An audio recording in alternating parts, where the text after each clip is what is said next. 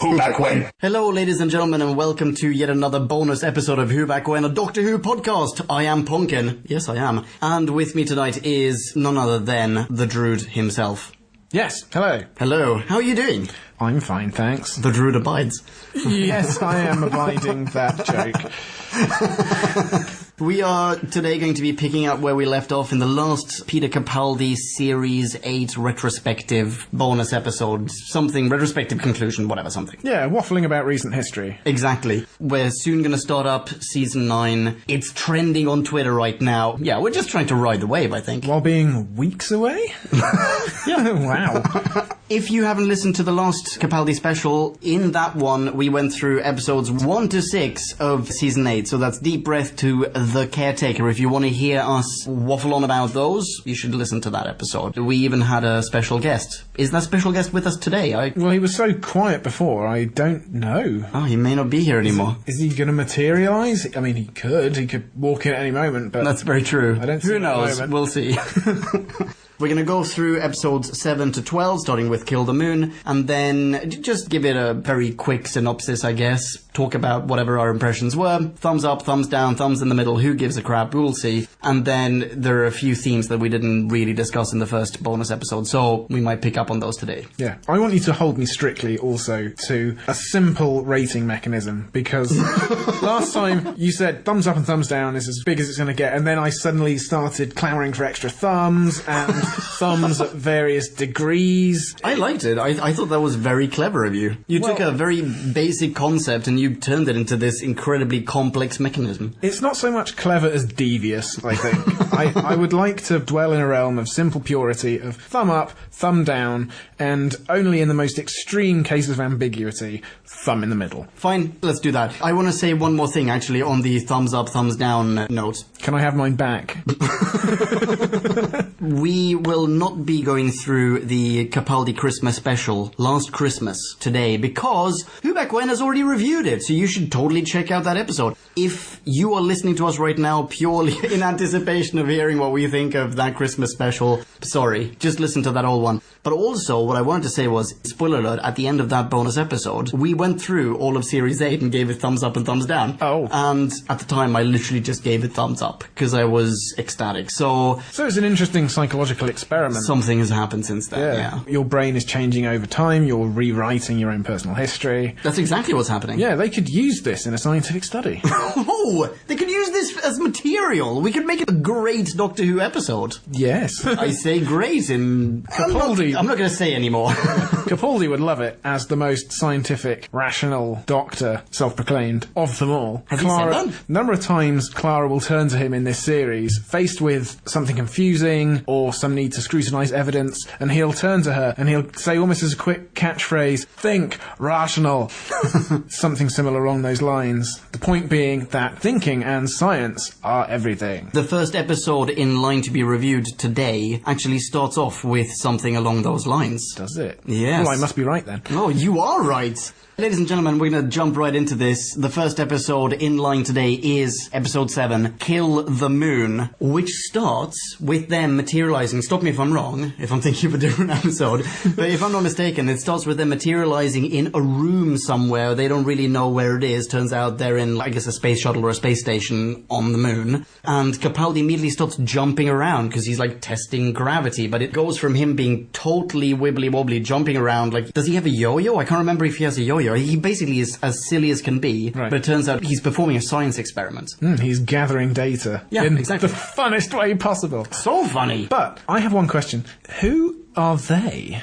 Who are they? They land on the moon. Oh, right, sorry. Who land on the moon, Leon? Yes, okay, so this is... I can't really remember. You'll know this better than I, Druid. I think I insinuated that there is a certain element of this episode that I hate. That I absolutely abhor. I just wanted to bring that to the surface right away. Well, thank you for being a voice of positivity in this episode. I hate the fact that the girl who was just like some pupil at Coal Hill School, all of a sudden she gets to be a companion. All of a sudden she's aboard the TARDIS, she's on the moon, she's in the middle of this adventure. She's just being rewarded for being the most intrusive and disrespectful of the Doctor's personal boundaries. She's Bart Simpson. Like, she is a total menace in the last episode. episode, right? Yeah. She's just in the way. She gets to be a companion. That pisses me off. She is undeveloped human garbage in the last episode. Oh, does he say that? No. I see. No, it just sounded like something you might say. Something I might say, yeah. I regret that now. But you hate her. You drove me to it. So yes, apparently anyone can just catch a ride with the Doctor and he'll take them wherever they want to go. Yeah, exactly. And, like, don't get me wrong, I think she did spiffingly. Like, she was a great temporary companion, but my beef is that she didn't do anything to deserve it. She didn't even go so far as to be kidnapped by the Doctor. He, like, literally went, "You're a kid, I'm gonna do something nice for you." Well, fuck that. Look at it from the perspective of kids. I mean, obviously, loads of people grow up to be egomaniacs. But kids, I don't think kids have their egomania fully developed when they're at the age they might start watching Doctor Who. And so they might think, how could the Doctor possibly relate to me with all his glory and adventures? But it turns out... I'm just sitting on the sofa. But random nosy kid can get into the TARDIS. That could happen to me. Holy shit, maybe my mum will take me to Cardiff and we can go round the exhibition. I think that's spot on. I think that's exactly what they tried to do and probably succeeded in doing. But for the rest of us, for those of us who aren't kids, suddenly opening our eyes to the possibility of, hey, maybe the Doctor's going to materialize in my bedroom tonight. Oh, that's maybe weird and I should call someone. But, like, regardless, phrasing, I apologize.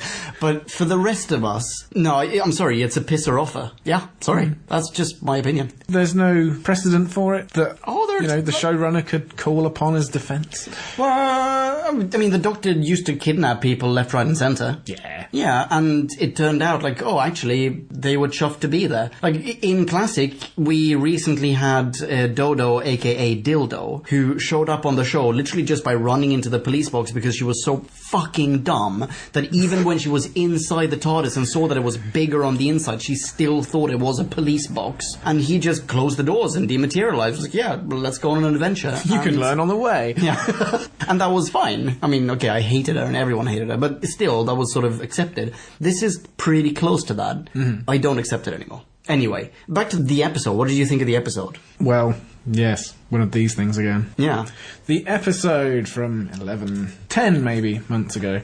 Shall we summarize it very quickly? Yeah, why not? Okay, so they materialize on the moon. Something's going on with the gravitational pull. Gravity on the moon is a little bit off. They don't It's really know increasing. It's increasing in mass, right? The moon is increasing in mass. Yeah. And it's affecting the Earth. By orders of magnitude, I think. Yeah. It's going up a whole lot. Yeah, exactly. So now a bunch of astronauts, human astronauts, are on the moon, and I think they're planning on detonating it, because possibly that will save the Earth. But, like, I'm sorry, won't that fuck the Earth over loads as well? Anyway, it turns out there are all these weird, creepy crawlies on the moon. Spoiler alert, they're like germs, but huge. And the moon is basically an egg, which towards the end hatches. Boom. Done. Yeah. What did you think? I would have liked the boom to have come a lot earlier, and for them to have blown up the moon rather than for it to be revealed it was an egg. I mean, obviously the Doctor loves giant reptiles. That was clear from the first episode. Okay.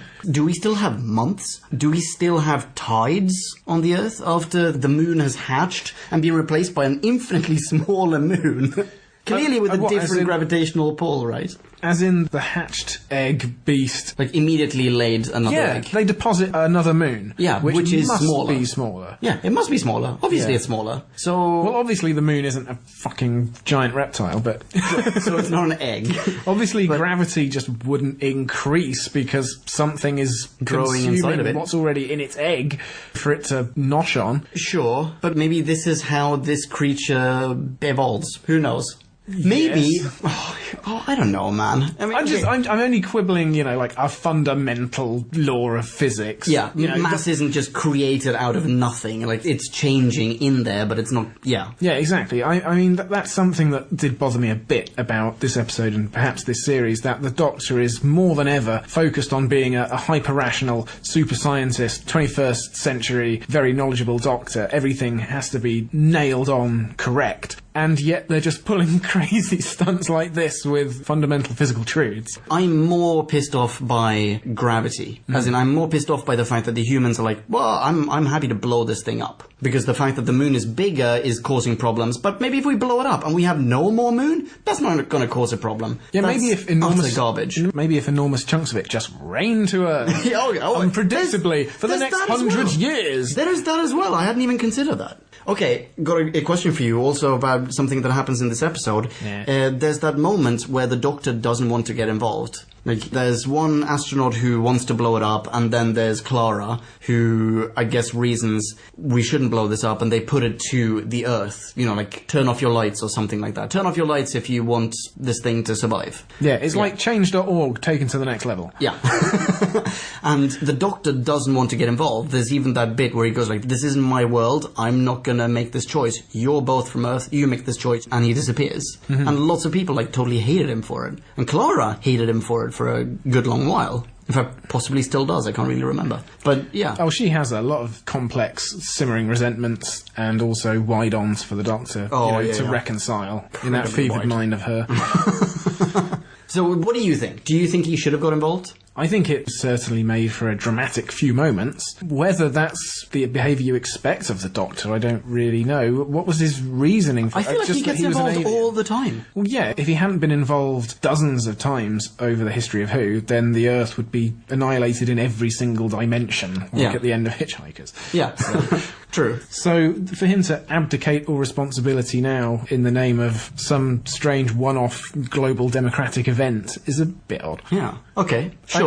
Is there more to it than he's the new Doctor and he's grumpier than before and you don't know what to expect of him? Is part of this to make him more unpredictable? Because maybe, but also, I don't know, man. Maybe he actually didn't know what was going to happen, and he figured, well, I don't want to take responsibility for this. Whenever you guys look up at the sky, you should take responsibility for whatever it is you see. Because doesn't he even say, like, oh, maybe you blow this up, and for 1,000,000 years you're going to look up at the sky and there's going to be a carcass floating up around in space, in orbit. Yeah. Yeah. So maybe that's it. Maybe he just doesn't want to get involved because he doesn't know what's happening. Either way, I think fair enough. Fuck it. It's not his world. That's okay. Well, then he can fuck off back to Gallifrey then, and once he's found it, he can spend... I was going to say, oh, if only he could. Yeah, he can spend more time looking at the maps in greater detail and listening out for wibbly-wobbly, floaty-woaty, orangey-orangey clues coming in from the crack at the edge of the universe, and maybe he can just go there and retire. Okay. All right. Summa summarum, what did you think of this episode? Where's your thumb, man? My thumb is down for this one. It's down? It is. It's okay. Just because... Well, there are a lot of becauses. Okay. Not that I can remember them all. Heavily cut this bit. I think that the big reveal of the just born moon reptile, for want of a better description, could have been better. I don't remember seeing it except in sort of far off shots, and then suddenly the new moon is deposited. Yeah, there's just this one shot of it crawling out of its shell and then flying away, I think. Obviously it's hard to to do good perspective shots when you're dealing with something the size of a small planet, but even so, I think they could have maybe made it a bit more majestic than it was. Okay. And fair enough. The end is the bit that sticks with you most of the time, especially when it's a sort of deflating one like this. Okay, alright. I've forgotten now. Am I allowed to have a thumb in the middle? Oh, yeah. Alright, I'm giving this a thumb in the middle because I like the fact that the moon is an egg. I really, really like that. I'm expecting the Doctor in some future episode to go into a time before that time, stay on Earth, look up at the sky, see the moon and go, oh yeah, that's an egg. Because now we know that. I'm looking forward to that happening. I like that there's a monster living, or like a monster. I like that there's a creature living inside the moon or growing inside the moon because it feels kinda silly, to be honest. And it almost harkens back to classic Who. It's like, it's just a little bit silly. We'll take something familiar and we'll Whoify it. What I'm voting this down for, or rating this down for, is the goddamn girl who just hitches a ride for no... Like, she doesn't deserve it, okay? She doesn't deserve it. I'm gonna be that kid. I'm gonna be the kid who goes, why her? Why not me? If she had been more charismatic or whatever. If she had been helpful in the last episode, I would have got it. I would have appreciated this. But she wasn't, so she doesn't deserve it. Sorry. Yeah, why doesn't he take everyone else on a school trip? Yeah, exactly. And I'm also rating this down a little bit for all the emotional turmoil that arises from his not wanting to get involved, because Clara should just fucking grow some nuts and deal with it. Yeah, so it's a moral conundrum, and then you put it to the earth and fine, done. Basta. Don't always rely on this magical wizard guy. Yeah, Rose would have picked an expression and stuck with it and taken that course of action through to its logical conclusion without any fuss. Do you want to give me an example? No. Okay. And two other things that I'm going to bolster my down rating of this go for it. is that, I mean, I'm putting words in the writer's, if not his mouth, then his life. When I assumed that, the idea came to them of, let's make the moon an egg and work backwards from that.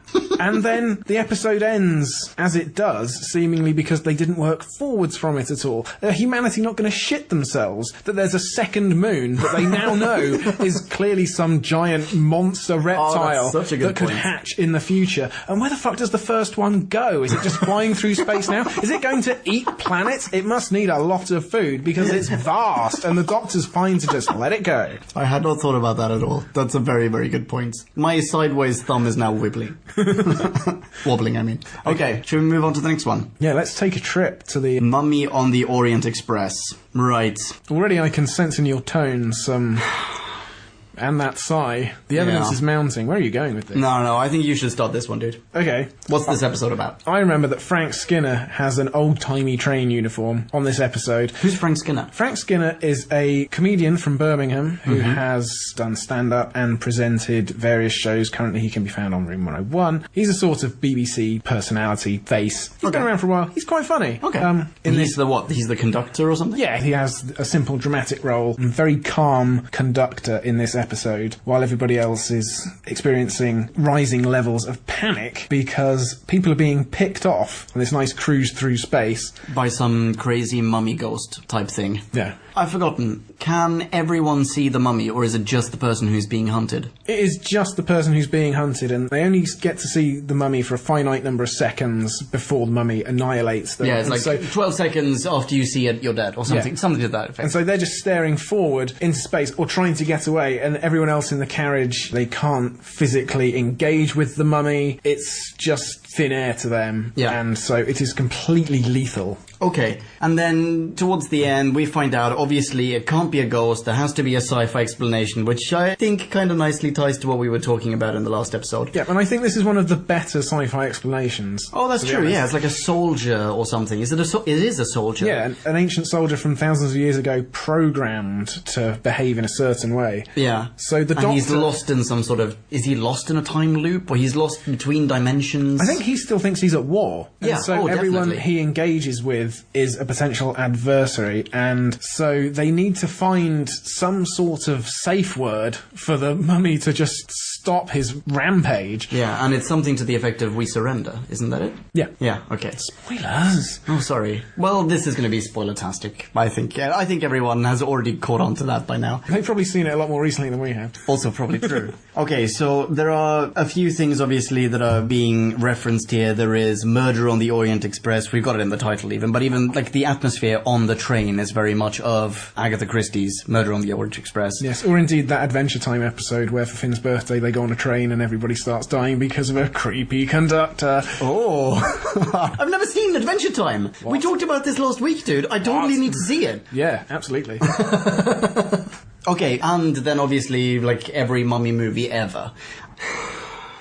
There's another sigh. God damn it. That makes two. I didn't like this episode. No? Well, I mean, I liked part of it. For once, I did like the fact that we got a sci-fi explanation for something that otherwise seems to be supernatural. As you said, it's one of the best, if not the best, sci-fi explanation for something paranormal so far. Mm-hmm. I like that. But the whole thing seemed to be just a pastiche of Murder on the Orient Express and every other story like it. Yeah. And I didn't like that. The whole thing seemed like a parody rather than a serious thing. I remember. It's like putting Doctor Who on a bloody Titanic ship.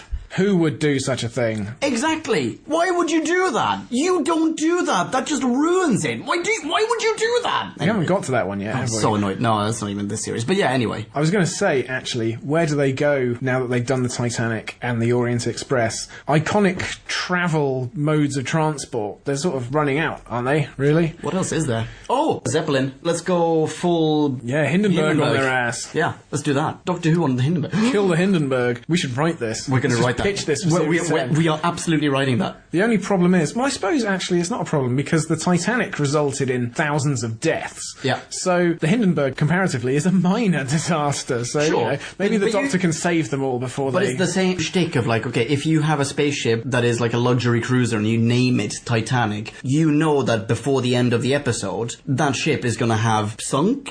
Well, like crashed or whatever. It's a spaceship, so it's not going to sink. But yeah, it is definitely not going to make it to the end of the... It's not going to make it to the destination, is what I'm trying to say. If you call a space blimp the Hindenburg, you know something bad is going to happen. So here you have an episode called Mummy on the Orient Express, and coincidentally it involves, yeah, fine, the mummy, but coincidentally involves everyone being picked off one by one in an atmosphere that is very, very reminiscent of Murder on the Orient Express. Yeah. Well, there isn't that much to hate about this one, I don't know. Maybe. Yeah, I've heard you say on previous podcasts, and I haven't been on many. I know, that I like the budget versions of proper stories. Exactly. In fact, I even mentioned Murder on the Orient Express. Oh, you know what? I've shot myself in the foot here. I've been complaining about this by listing positive arguments. I'm still giving it a bit of a wobbly thumb, though. Okay. Yeah, it's too pastiche for me. Well, I think you sold it short, and I'm going to give it a thumb up. Nice. Nice one. Next, Flatline. Okay, I think Flatline is a really, really interesting story. This is the one that starts off with the TARDIS being, like, tiny, right? Mm-hmm. And they're squeezing out of it. Yeah, exactly. Their typical sort of wasteland landing site. Yeah, exactly. And it keeps shrinking, and she has to, like, carry it around in her purse, and she takes it out every now and then, and he, like, stretches his entire arm through the TARDIS doors. It's hilarious. It's really fun. It's fun that they're no longer just toying with the dimension of time, they're now toying with the 3 dimensions of space. It is interesting. Yeah, well, as before, the Doctor can be fun once every 3 episodes. So, this is number 9. Bing bong, sup podcast land, it is I, Future Bonkin. That's right, here just with a super duper quick note about something that really ought to have crossed my mind when the Drew Hammer and I sat down to record this bonus episode, but for Time Lord knows what reason, it did not. What I wanted to say was, on Who Back When, we have actually encountered the phenomenon of the spatial dimensions of the TARDIS somehow being manipulated, except not the spatial dimensions of the TARDIS, but of a TARDIS, namely the TARDIS Mark IV belonging to the meddling monk in the classic William Hartnell serial The Time Meddler, in which the Doctor, the first Doctor that is, disables, dismantles, removes, in some way manipulates the dimensional wibbly-wobbly circuitry. Sorry, by the way, this is a massive spoiler. You should probably fast forward if this is not something you want to hear right now. But the Doctor either removes or disables or dismantles that circuitry in such a way that that narrative element of, oh my god, it's bigger on the inside, no longer applies. In fact, we get that wonderful image of the monk looking into his TARDIS, and the inside of the TARDIS Mark IV being exactly as large, or in this case, small, as, thanks to the chameleon circuitry, the outside of the TARDIS would have you believe it is. It's fantastic. There's a great screenshot of the monk looking into his tiny little TARDIS, and like the TARDIS console being around about the size of his head. It's great, and you can actually see a screenshot of that on whobackwhen.com. Definitely have a listen to our review as well. Yeah. The Time Meddler. Anyway, that's it for now. Let's get back to this bonus episode. Ciao.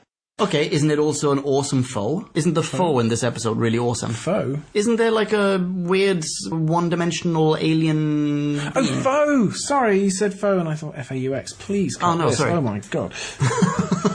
Yes, the Boneless!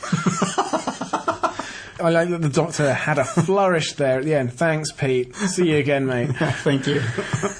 And it was a decent name. It was incredibly creepy, all the stuff on the walls, because... The so-called graffiti and people like washing them off. Yeah, and, you know... very creepy stuff. And, again, another little scientific device was seeing the nervous system on the wall, and the Doctor having the knowledge to figure out exactly what that was from his experience around the universe. That, to me, seemed like a really good Doctor Who moment. That is what the Doctor can bring. Yeah, exactly. Instead of just going been around so long. Yeah. Through experience alone, he is just unstoppable. He is a genius. Yeah, instead of just having someone go, oh, I can sense he's clever, that was a really easily communicated, Yeah. the Doctor has an encyclopedic knowledge of the universe, so don't fuck with him because he will see what you're doing. Yeah, that's true. And I mean, we do get a lot of examples of this, but normally his deductions are also made up. Like, they're not rooted in something that you or I theoretically could find out. It's more like he looks at some weird shining purple object and he goes, well, obviously I know what that is. It's a grab for from the planet Meglos 17. Yeah. You know, and that makes perfect sense within the universe. But this is actually something tangible, something real. Awesome stuff. I cannot remember how he beats the foe, to be honest. I do not remember how this episode ends. I remember that the TARDIS goes into siege mode, which seems a new thing. Oh, yeah. Oh, I do remember that. And it rattles around on a railway line because they're in a tunnel. Yes, and like these weird one-dimensional zombie-esque creatures start like approaching it. Yes, they start entering the third dimension. Yes, exactly. That's what it is, and it's super cool because he paints a doorknob on something, or he paints a door, and all of a sudden that works. Right? Am I misremembering this? Maybe I'm misremembering. Again, within the setup of the story, it's a very clever device. It's very clever. So, yeah, I think this is pretty good. I'm not sure the Boneless was the best name, but it's a decent name. I don't mind it. It shows the Doctor off in his becaped glory to the maximum possible extent. At the end, he gets to stand with his legs wide apart, brandishing his sonic screwdriver and his immense authority. And, yeah, that really stuck with me. I like this one. Very good. I'm gonna thumb it right up. Thumb it even further up. I'll help you. Here's another thumb. How do you like 2 thumbs up this episode? Excellent. Shall we just move on? Let's move on. Yeah. All right. The next one is In the Forest of the Night. The night. Okay. All right. You start with this one. I've got one massive bone to pick with this one.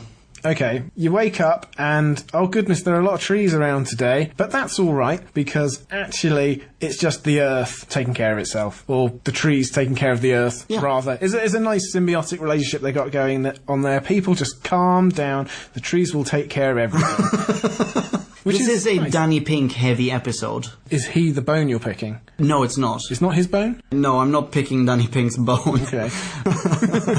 He wishes. No, I was going to say, though, this is a very Danny Pink heavy episode, and I'm not a huge Danny Pink fan. As we established last week. We did indeed. There are also too many kids. He works in a school. Yeah. I'm not a fan of kids en masse on TV or in films. I think they should be CGI'd. That's what we have CGI for, people. Like elf armies. Yes. Kids have no more to offer than just elf killing machines. Okay, maybe it's not quite that drastic. I don't mind kids in films and whatever, but the whole thing is just a school trip, and it was a little bit too much of that. The Doctor is great in it, though. You hate the kids getting to leave the school, don't you? They should be in school, studying for exams. Yeah. Are you telling me that these kids aren't lacking in education? Well, I think they're gaining a wider education. You know, this kid's gone to the moon. These kids are learning how to survive because, by the way, all the fucking wild animals you can imagine are now roaming the forest. Oh, yeah. Why is that? Is that London Zoo is... I don't know, what? Like, everything's escaped from the London Zoo? It goes with Peril in the Jungle. Sure. Well, before you press record, I did say this. I actually kind of like this episode. I think it's a charming one. I don't like the fact that we get so much of Danny Pink just being Danny Pink. Yeah. Although, to be fair to the guy, that's what he's there for. That is what... Yeah, but yeah, I'm not complaining about the actor. I'm complaining about the character, the way that he's been written. I'm not a huge fan. I am getting reminiscences from the dark recesses of my mind that actually I quite liked Danny Pink in this episode, because when he is interacting with the kids as a teacher, that is showing one of his better sides. Okay. It's not showing his grumpy carping on at Clara side because she's not doing exactly what he wants. He's actually... Isn't there also... Well, just that he's actually a guy who relates to people and cares about children and has a number of good qualities in that area. Isn't there also an element of, no, Clara, we're not doing what you want to do. We're not jeopardizing the kids' safety. We're not doing what this crazy old man wants us to do. We're going to do what I think is best because I was in the military and I know survival tactics. Yeah, that's fair as well. I you don't know. countered me. Oh, I don't know if I like that. See, I think that's kind of bullshit. Yeah. Biggest turd of this episode, though. And bear in mind, I am going to give this a thumbs up. A wobbly thumbs up. The biggest turd is something actually that we discussed in the last Christmas bonus episode thingy. The review. The Christmas special. The Capaldi Christmas special bonus review that we did. When we went through all these episodes, when we got to this bit, I said the exact same thing, I think. There's a girl living in a goddamn bush. Say what? Towards the end, all the plants are receding. Thank God they didn't follow, like, the M. Night Shyamalan Ding Dong procedure. Have you seen The Happening? No. Pretty much the same, just shit. But in that one, the plants are taking over, they're, like, killing people. They're getting people to kill themselves. Whatever, yeah, don't watch The Happening. I've spoiled it anyway. Towards the end of this episode, all the plants are receding, and we see there's this girl, I think the biggest sister, the older sister of one of the kids in the class or something, I think, is suddenly just under this bush. Like, the bush disappears, and there she is, and she's been gone for like a year. So you have two options here. You have option one, she's been living in a fucking bush for a year. Possibly unlikely. Option two, she clearly got addicted to crack, has been blowing dongs left, right and centre. She's been like... Hang on a minute, how old is this girl? I don't know. She's the older sister, so I'm presuming she's legal. Oh, right, that's just what I wanted to establish there. We think she's an adult. That's the best we can remember. No, she is like a... I don't know. Okay, I honestly cannot remember. Maybe look this up before you put the episode together. Okay, fine. Regardless, clearly this person got addicted to drugs and went off to be a vagabond. Yeah. And then she came back and... Wait, hang on. So, are we to believe that she came back just as this bush appeared and, like, captured her? Like, trapped her inside a bush? Maybe that's what made her tire of her vagabondage. Good word. No, it's nonsense. Yes. It is utter nonsense. And why does no one just go, wait, hang on, can we please get you tested? Like... You must have all the diseases by now. All the diseases. All of them. Yeah. Yeah. No, it's another one of those things where the narrative of a Doctor Who episode demands a moment of emotional piquancy at the end. Oh, nice. And so, here we go, let's just shit one out. And never mind that it doesn't make any sense in the wider context of anything. Yeah, but that's exactly what the problem is. Yeah, I know, and that happens a lot, is what I'm saying. You know what? They could have made it better, though. Yeah. She could have still been in that goddamn bush, and I wouldn't have cared if she had been shivering, had, like, needle marks down her arm, and the mum just goes like, oh my god, I've been so worried about you. You've been away for a year. Come with me. We're going to clean you off. We're going to wash all the semen and crack off you. Just hose her down. Things are going to be all right. Yeah? Yeah. You're going to have a lot of therapy, but then you're going back to school. Great, right? Except Great. she's an adult, so just back to a regular job. Let's hope.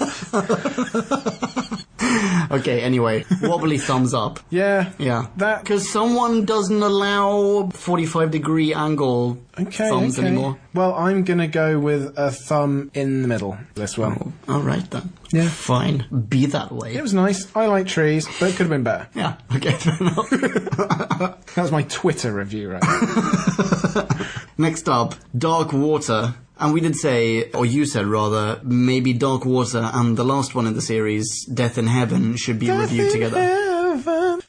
Sorry. Beautiful. Yes. All the 90s tracks are coming out for for this series. Alright, take it away. Dark Water. Well, finally, we're getting somewhere with the afterlife grand reveal. Yeah. And Missy, and... Okay, let's stop right there and say, did anyone think Missy was anything other than a Lady Master at this point? No, I think it was fairly clear. Yeah, because usually they do a better job of misleading you. Misdirection, yes. With several different plot points and teasers and call-throughs that are so opaque that the only possible theories seem ridiculously tendentious and implausible. But this time, it was just like, yeah, clearly. Missy, that's her name. You know what that sounds like. Yeah, I don't think that's a bad thing, though. No? I mean, sure, I would have been more pleasantly surprised had I actually been surprised. But, I mean, she does a great job. She's a great incarnation of the Master. Yeah. I think so. She's a little bit unhinged with some flirtatiousness, I suppose. Sure. I have a deeper problem with all of this. Okay, what is that? Which is that, spoiler alert for when the Master is introduced into New Who, obviously you all know where this is going, Derek Jacobi, a great actor of many decades standing and brilliant. Goddamn Claudius. Yes, Claudius himself was called upon to be the master. He didn't know he was the master for most of the time. And then just as he's beginning to remember and embrace his evil, and I'm thinking, holy shit, let's just have the next series of Doctor Who be Derek Jacobi as the master against Tennant again and again and again and again and again and again. And that would have been epic. I would have... been fantastic. Yes, that would have been amazing. And then immediately, oh look, Derek Jacobi, you can go along for years, but when we need someone else in the role, a really obvious weakness, and John Sim is immediately the replacement, and he's okay. I sort of remember liking John Sim. Yeah, I've got nothing against John Sim, and I've got nothing against... Do you not think that they picked John Sim because Tennant was a little bit of a heartthrob and they needed the dark equivalent of that? They needed another good-looking young man? That is precisely what they were doing, and that also annoyed me, and I should save this for the discussion in the appropriate time. But, so, hang on, how does that fit in here? Are you now saying, like, you would have rather had, let's say, Derek Jacobi versus Peter Capaldi? Yes, I'm still annoyed. Still, that Derek Jacobi is not the master, because the master comes from classics with this great presence. And I'm not saying that John Sim and... What's her name? Michelle Gomez. That's it. She's been in so much stuff. Bad Education, The Book Group. It's not like I don't know who she is. I just can't remember her name. Michelle, you're a good actress. You did a good job.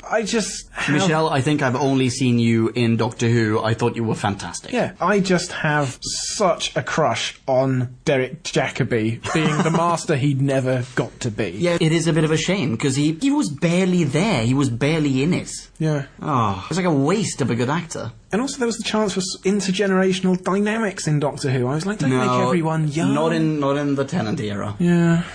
So, I was just explaining, to explain why I just wasted another 5 minutes of your time off topic, why I didn't wholeheartedly embrace Michelle Gomez as Missy, just as... Because she's not Derek Jacobi. Yeah, until Derek Jacobi but that means that the next incarnation of the Master is also not going to be up to spec, because he's not, or she's not going to be Derek Jacobi. Well, unless they... Well, maybe they could have Derek Jacobi. Or Ian McKellen, or Patrick Stewart. Someone... Well, Patrick Stewart was in I, Claudius as well, so someone of...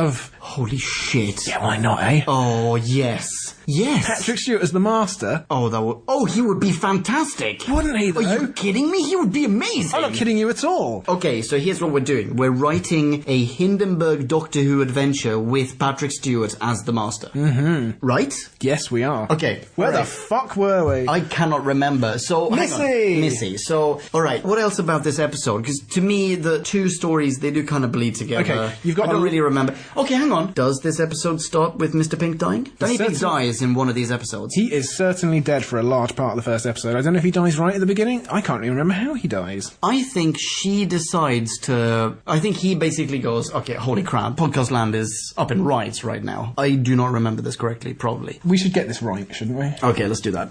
He's on the phone. Does he? Yeah, he just gets run over on the road. Just as she's about to... Oh, yeah, Clara's been lying to Pink. She's been saying, like, oh, actually, I'm doing some other thing. I'm just hanging out. Yeah, and I'm not doing the Doctor. Exactly, except she's off on adventures with Doc, and just as she's about to come clean, boom, Danny Pink gets run over and dies. Yeah, because shit happens in a meaningless universe such as this. Well, I mean, stuff does happen. People do actually get run over. Oh god, I know someone who's been run over, yeah. Oh, sorry to hear that. Moving on, yeah. Okay, fine. So what do we get in this story? We get Danny Pink, quote-unquote, facing his demons. He meets Missy, he goes to the afterlife, whatever it is. Has a long chat with Chris Addison. Oh, yes! You mentioned this earlier. Exactly. Also from The Thick of It. Yeah. Which is crazy, because I thought he was a kid, and you pointed out that he's in his 40s. Oh, yeah, he's just incredibly youthful looking. Well done, Chris Addison. Yeah, Chris Addison, well done. We salute you, and what are you doing, and can we get some? Yeah, exactly. Whatever you're doing, it is working for you. Well done. Yeah, and he's hilarious in that scene as well. He's very much the same, not really the same character, but he's kind of similar. Yeah, he's a bit chippy. Yeah. He's quick with a quip. Yeah, and a bureaucrat. Yeah, sure. Regardless, Pink gets to see the afterlife. He faces his demons in the form of this kid that he accidentally shot. Afghanistani collateral damage. Yeah. And at the end of this episode, we also find out what the actual fuck is going on. Yes. So basically, Missy's plan has been to not only anyone who dies right now, but anyone, it seems, who has died ever. Yes, and whose body is still around. Exactly, who hasn't decomposed. almost completely has been Sonibert. Yeah. How did she do that? Well, they released the spores into the air, didn't they? And the spores just go and find out the latent body matter in the Earth and form the Cybermen bodies around it. Oh, god damn it, that makes perfect sense. Alright, of course.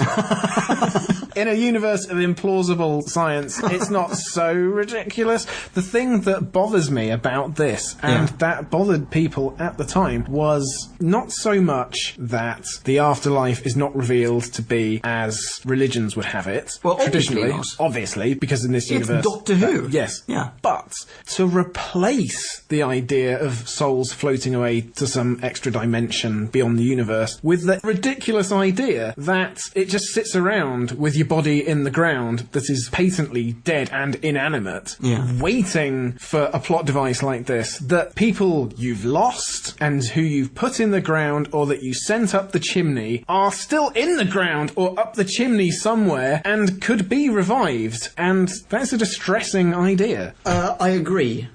Not in this one, in the next episode, in whatever it's called, Death in Heaven, the Brigadier Lethbridge Stewart, makes an appearance as a Cyberman. He clearly has his complete personality left. He clearly has his memories left. He clearly is the Brigadier, even though he has no lines. He does something heroic and he salutes and yada yada, right? Yeah. He's been dead how long? Like ages. Well, since Tennant tried to call him at the end of his era. Yeah, you mentioned that as well. Yeah, fantastic reference, by the way. But you're right. That's creepy as shit. All these people who have died, who, according to Doctor Who, could just carry on having a life if, just a healthy application of technology were introduced. Yeah. That's really sad. Yeah, it is sad. And you will have had kids who have lost their parents and are watching this. Yeah. And who then go like, yeah, well, just cyber them. Just like, they're still in the ground. They've only been dead for 10 years. There's still time. Yeah, and they have to be disappointed all over again. Not only have their parents died, they've got to be told, no, actually, this is all bullshit. Yeah. You just got to go back to grieving like you were before. Sorry. That's terrible. Yeah. That's very dark. I didn't consider that at all. No, and to put to one side almost the point about this Doctor being rational and the universe being entirely bounded by scientific explanations, if you're going to set that up, then come up with some good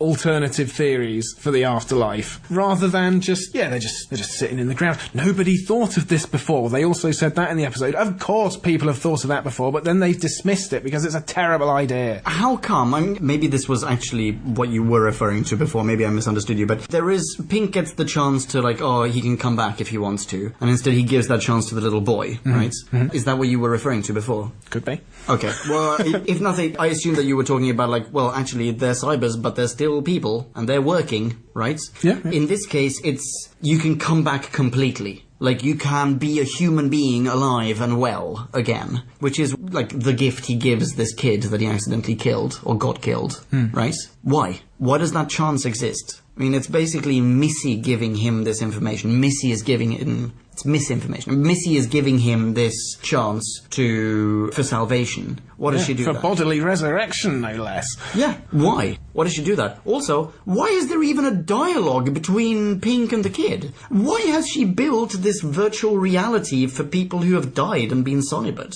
You don't need it. No. In fact, she would probably be better off if she didn't do that. She, just have metal murder machines. That's it. Yeah, billions of them. Yeah. End of story. Whoa, question. Why do you even need a human body? Dead or alive? Why not just build a robot army? Well, are the Cybermen just robots in other stories? No. Well, then they wouldn't be Cybermen, would they? They might as well be. Oh. Yeah, this two-part episode tries to do an awful lot, and in my opinion, doesn't quite measure up. No, it doesn't really deliver, does it? Yeah, to the ambition that Moffat must have had for the series to be bookended by the most epic subject yet. Death itself. Yeah. Doctor Who is dealing with death taking and the on afterlife. Death. Yes. Yeah. And I'm not convinced. I'm not convinced either.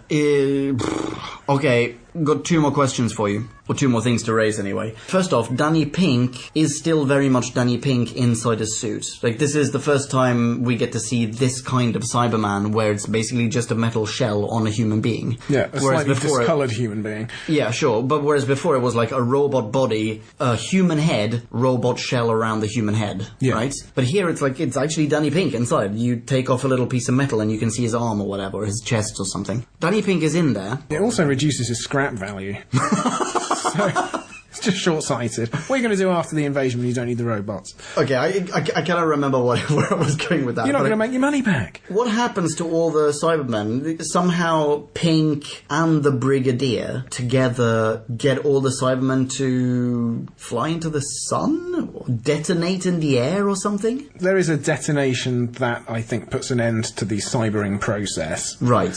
And so you can take it as read that everyone's souls, or whatever is left of them after death, just goes back to being in the ground again, which is a lovely state of affairs. Or the souls now are free to possibly go to the afterlife that may or may not exist, but we don't know. It isn't going to be discussed in Doctor Who.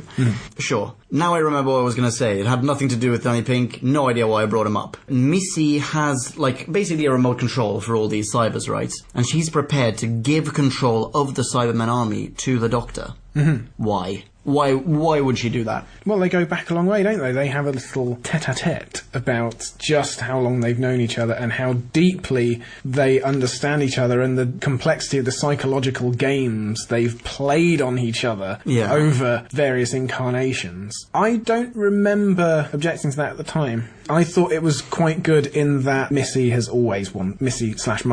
always fucking with the Doctor. Yeah. And the Doctor, I think he projects some of that back again. Sure. I don't know. Maybe to me the Doctor Master or Doctor Missy relationship is more of a Sherlock Holmes Moriarty relationship. Like, they will fight to the death. And in the end, they will cause each other's deaths, possibly. But in this episode, they definitely don't. No, they don't. No, it's the exact opposite. And somehow that doesn't really chime with my impression of them. It just goes against it. I was not a huge fan of that. Okay.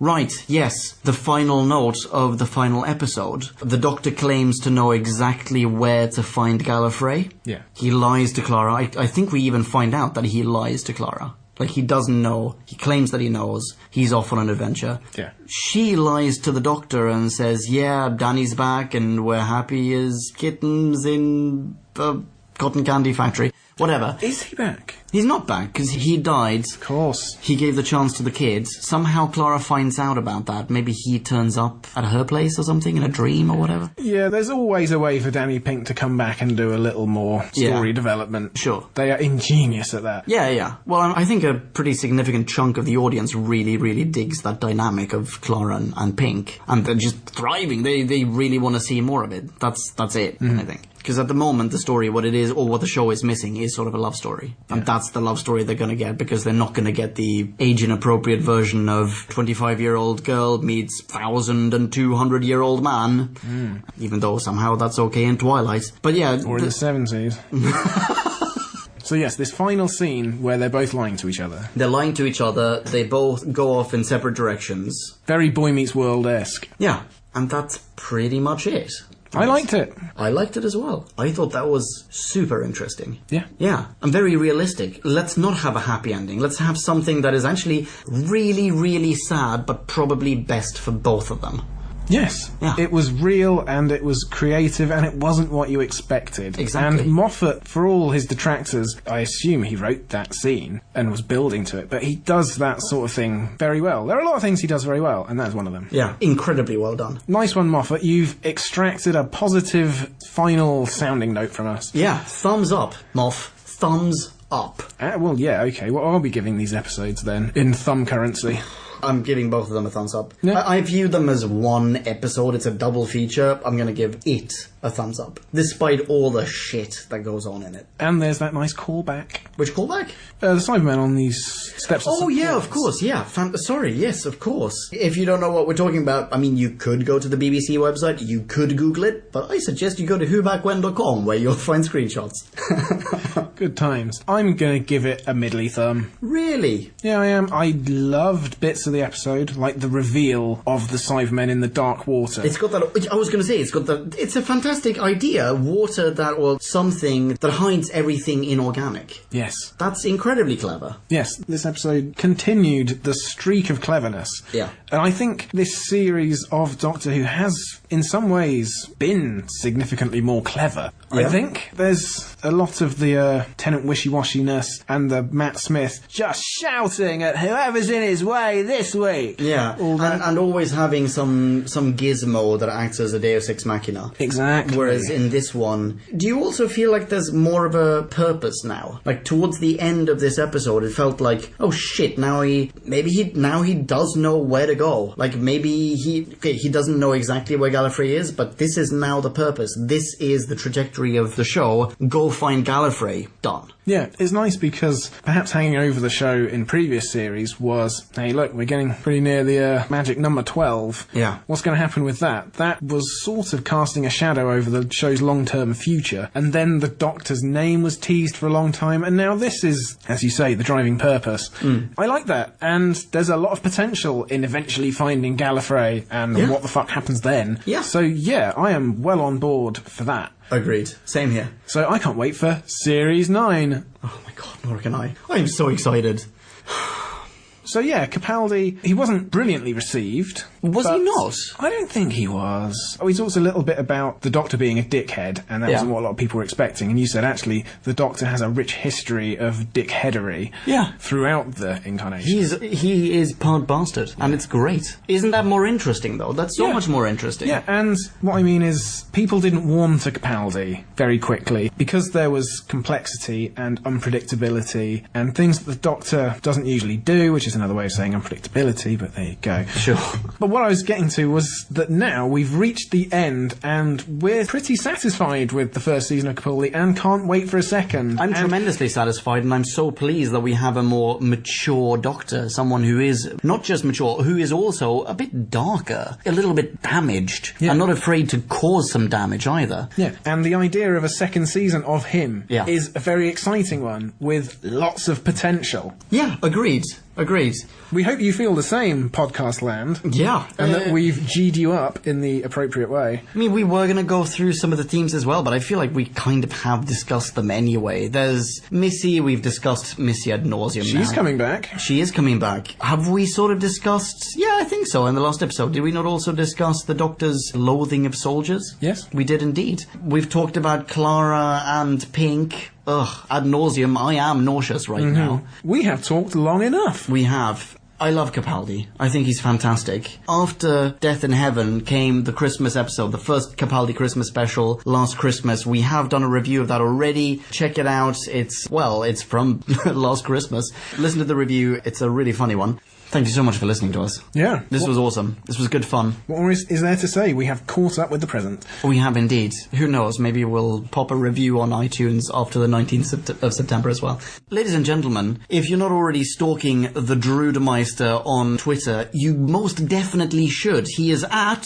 DrewBackWhen. It's easy to remember. It is easy to remember. It's a fantastic Twitter handle. Please follow him and tell him hi from me. I'm telling him hi from me right now. Hi, Drew. Oh, hi, Ponkin.